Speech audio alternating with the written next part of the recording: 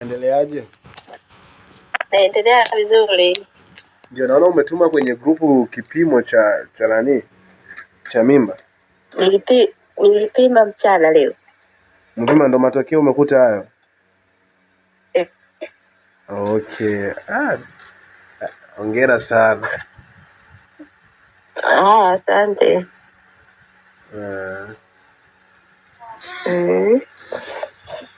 Nashukuru pia. Ya ndio. Sasa nadhani sasa hivi umefurahi sasa. Nimefurahi. Sawa, nimeona nikasema kumbe amepima amejikuta na ujauzito. Nilikuwa najaribu tu kupima na niliona kwamba muda umeenda, nikasema ngoja nijaribu na leo nitafikaje. Maana yake mwanzoni kwa umeshapima? Tangia nipime tu kipindi cha nyuma, tangia hivyo tumeanza nilivile dawa na tena sijapima wala nini.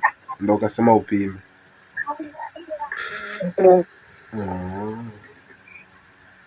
Okay, hongera sana. Asante, nashukuru. Sawa, nimefurahi sana kuona hivyo. Nimefurahi kuona hivyo na kusikia kama una ujauzito sasa. Nashukuru. Ndio, sasa unaonaje tunaweza tukatumia huyo ushuhuda wako kwenye mitandao? Unaonaje huyo ushuhuda wako nikiutumia kuweka mtandao kwa kuelimisha watu? Haina shida. Sawa, shukrani sana na hongera sana. Mungu akubariki upate mtoto wako. Asante. Karibu tena na walete wengine pia ambao wana tatizo.